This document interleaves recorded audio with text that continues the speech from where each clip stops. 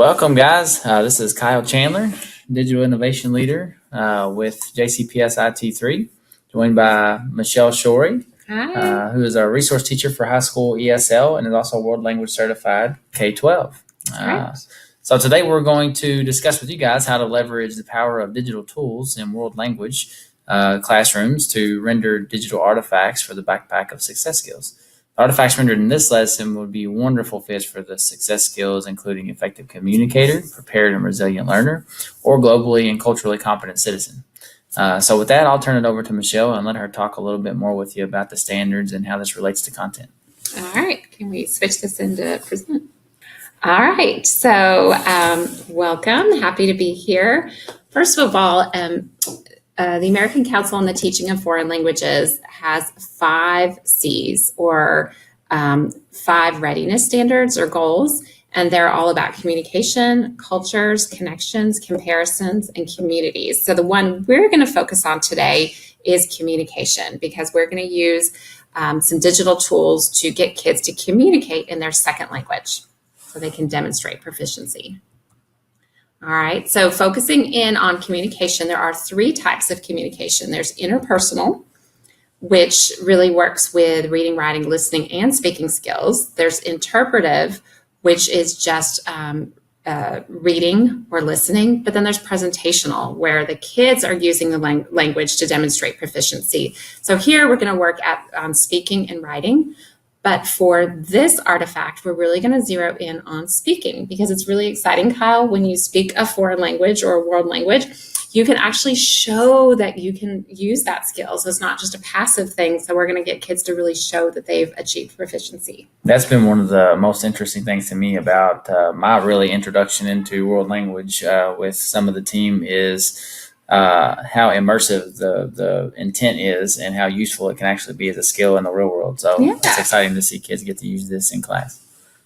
So for this exercise, we're going to need 2 digital tools. So we're going to use Google Maps or Screencastify and Screencastify, my apologies, to record them speaking about the directions that they're going to use to get there. So to add Screencastify, you'll want to search that.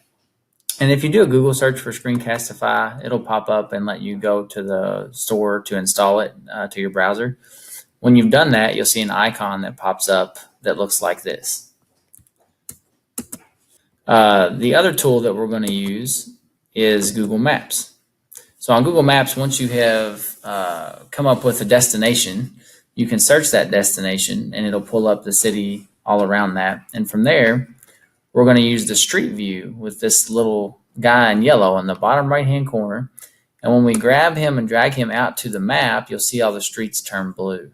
Those are places where you can drop and actually see what's around you. So for instance, if we drop him here, you'll see suddenly we're transported to that place in Paris. So that's pretty neat.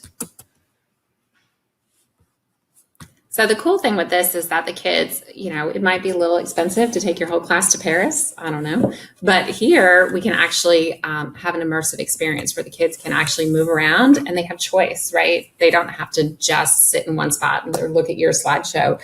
They get to manipulate around the city. So what Absolutely. we can do is really harness that power, and we can get the kids to then think of a scenario in which they have to travel from one place to another.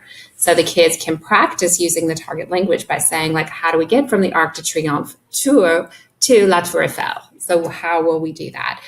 So kids can play around and explore the streets, figure out the best route there. As it related to the backpack artifacts, of course, a key component to this is going to be the communication piece. So they'll have to, in the target language, be able to express to you how to get from point A to point B.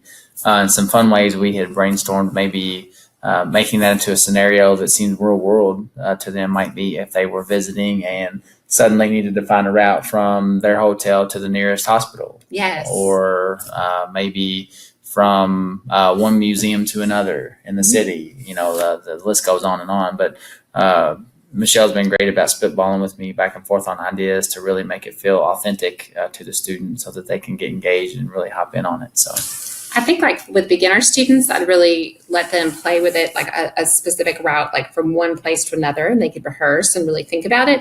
But then I love the idea of just throwing out a scenario for more advanced students, and like you have 5 minutes to get to this place. I think that could be really exciting. Absolutely. So let's say that we have proceeded all the way through and we are down to the point in time now where the students are ready to now narrate in the target language. So we have gone to maps, we have planned our route, and it's time for them to show what they've learned. At that time, they can use the Screencastify feature in their browser to launch a new session. It'll look something like this here, and in the browser, you'll see it's up in mine as well. If you click on it, it'll bring up an open box. And it's popping up on mine now. It's loading as we speak. And it'll give you a lot of options. Usually the browser tab is a good option because just like the video we're recording, it will give you a visual of the screen, but also the presenter. At the conclusion of the recording, the video will be saved to the student's the student's Google Drive, which can then be imported and used in the backpack. So that's really powerful and I think handy for the students that they don't have to do a lot of searching and uploading. It's all pretty much right there for them in that platform, which is powerful. So, and I think we want kids to spend their time on this task, not on the technology of getting it into the backpack. So the great thing about there's several screen recorders, but Screencastify is really easy for kids to use, and it will it creates a folder in your Google Drive automatically called Screencastify, and all of their videos go there. So that's really nice that they can just quickly upload it that way. They don't have to spend a lot of time downloading it or anything.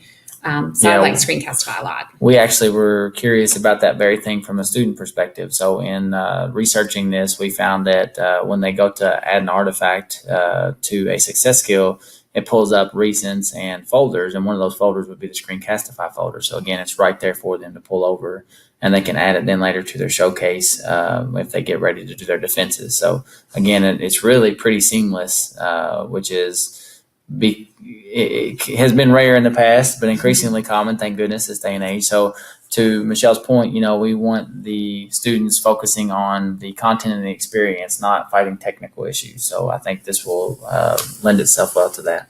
One limitation with Screencastify, it is free, and there are unlimited videos now with their new free program, but the videos can only be 5 minutes. But for this task, that's going to be perfect. Kids at the beginning and intermediate stages of proficiency are not going to talk longer than that. So this is perfect for that. Awesome. You also mentioned, I think, an important feature for some of our more camera shy students as well. Yeah. So when you set it up, if we go back, when you go ahead and you record with Screencastify, you turn on the camera and the microphone. But for some kids, if they're camera shy and they don't want to be on camera, they're nervous about it, just turn off that webcam. You can turn that off right there. And so it's just the screen. That's fine. We don't care. Absolutely. We want to hear their voices. Absolutely. I thought that was pretty neat and important to point out because, they all have different levels of comfort, but the delivery is the same. So can't all be YouTubers, right? Right. So as a teacher, I'd want to pre-think some of this and plan for students. So I might have a vocabulary list like what you see on the left with some key expressions that students might need. And I would use those for kids at intermediate or beginning levels, they would need more supports than students at the advanced levels. And then I would definitely provide a rubric for them. I really like this 1-point rubric that Jennifer Gonzalez talks about, but where they can see if they've met the success criteria, if they're above or below. But I like a really simple criteria or simple rubric for kids to follow for a task. Absolutely. And so to our point about the students leveraging the technology for the backpack artifact and actually getting their hands dirty with content, that's absolutely right. But none of that is to take away from the traditional models that scaffold that and that work around it. So, you want to plan ahead, you want to have rubrics in place, you want to have clear learning targets, you're assessing the students through the video. So all of the pedagogy is still there. And it's important not to lose track of that. It's easy to get excited about some of these tech tools. Yes. But let's start with pedagogy first, right? That's right. So we mentioned earlier that some of the key success skills that this might fall under would be effective communicator, prepared and resilient learner was another one, and then globally and culturally competent citizen, I think would all be probably pretty good fits. For sure. I think as always, the intent of the backpack and for this to be an authentic experience for the students is so that they have a say in how the educational experience impacted them as it relates to the success, if that makes sense. So it's not a one size fits all. We wouldn't say like this will only fit here. That's not true, because for one student that might be the case, but for another it may be completely different. Let's say we explain to the class that if they're camera shy, they can turn it off. And you have one that decides that they're going to go out on a limb and try something different, and they use that camera. Yeah. And all of a sudden, I think that might feel more important to them to be an effective communicator because they used visuals than it would be another topic. It just depends on the situation. And I could see the beautiful thing about using Screencastify is that kids can do things many times. When my bachelor's degree is in French, and when I was studying in college, we would do things called OPIs, or oral proficiency interviews. And you just had one shot where they would give you a question and you had to answer it in the target language. And with this, kids can practice, 5-6 times until they get it right. So to me, that really shows prepared and resilient learner as well. Absolutely. Absolutely. And the power of pause, as we always say, they can go back and watch themselves and, critique and make corrections. So very, very true. So gosh, if you wanted to go further with this, you can use Screencastify or screen recording on so many things. So if you had an advanced class, and let's say you're talking about art history, or you're exploring museums in the target country or culture, you could go to Google Arts and Culture, and you can actually take a walking tour of museums like the Orangerie in Paris. So you can actually see Monet's water lilies as they were meant to be seen in a complete circle around you. But kids could walk around and narrate that too. So kids at the advanced level of proficiency, that would be really exciting. Absolutely. Michelle, prior to this, obviously we discussed this feature and my mind was blown, because I think a lot of times, like how, in reality, how many of our students are going to have the opportunity to travel to all these places, hopefully every one of them eventually. But right now we can take them here and we can get them as close as we can with tools like this. So again, I was very impressed with the idea and as it tied into this lesson.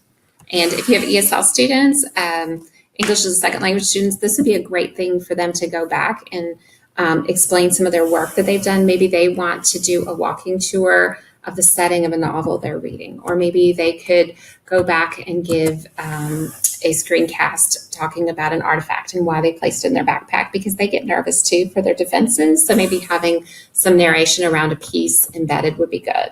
So I love Screencastify.